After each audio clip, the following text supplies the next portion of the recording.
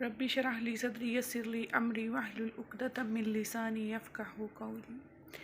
ابتدا ہے رب ذوالجلال کے بابرکت نام کے ساتھ جو دلوں کے بھید خوب جانتا ہے۔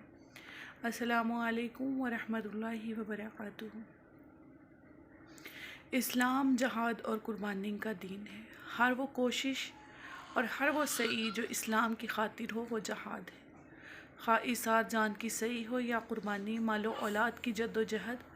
یہی حقیقت اسلام ہے کہ اپنا سب کچھ اللہ تعالیٰ کے سپرد کر دیا جائے۔ پس جہاد اور اسلام ایک ہی حقیقت کے دو نام ہیں، یعنی کوئی ہستی مسلم ہو ہی نہیں سکتی جب تک کہ مجاہد نہ ہو، اور کوئی مجاہد ہو ہی نہیں سکتا جب تک وہ مسلم نہ ہو۔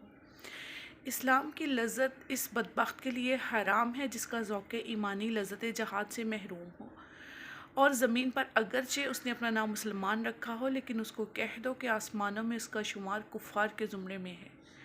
آج جب ایک دنیا لفظ جہاد کی دہشت سے کانپ رہی ہے، جب کہ عالمی مسیحی کی نظروں میں یہ لفظ افریت و مہیب یا ایک حربہ و بے ایمان ہے، جبکہ اسلام کے مدعیان خود نصف صدی سے کوشش کر رہے ہیں کہ کفر کی رضا کے لیے اہل اسلام کو مجبور کریں کہ وہ اس لفظ کو لغت سے نکال دیں، جبکہ بظاہراً انہوں نے کفر و اسلام کے درمیان ایک راضی نامہ لکھ دیا کہ اسلام لفظ جہاد کو بھلا چکا ہے، لہٰذا کفر اپنے توحش کو بھول جائے۔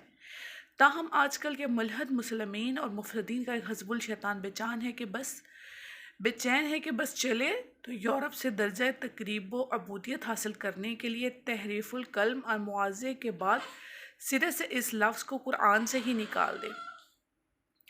اسلام کی جہاد حقیقت جو ہے وہ جہاد ہے، اور دونوں ایک دوسرے کے لیے لازم و ملزوم ہیں۔ اسلام سے اگر جہاد کو الگ کر دیا جائے تو یہ ایک لفظ ہوگا جس کا کوئی معنی نہیں ہوگا، ایک اسم ہوگا جس کا مسمی نہیں ہوگا، ایک کشف محض ہوگا جس سے مغز نکال لیا گیا ہو۔ اے غارت گرین حقیقت اسلامی، اے دشمنان متاع ایمانی، اے مفسدین ملت و دیان، اصلاح قرآن کریم اسی کو حقیقت اسلامی کہتے ہیں۔ اسلام کا اعتقاد اسی کے لیے ہے اور اس کی تمام عبادتیں اسی کے لیے ہیں۔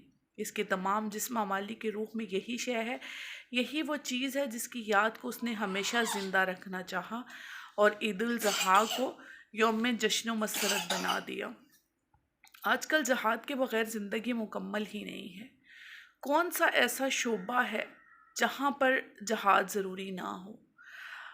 زندگی کا ہر شعبہ، ہر طرح کا جو ہے وہ زندگی جس طرح کی ہم گزار رہے ہیں، اس کے لیے اس میں اچھے اعمال کو نافذ کرنے کے لیے جہاد کی ضرورت ہے۔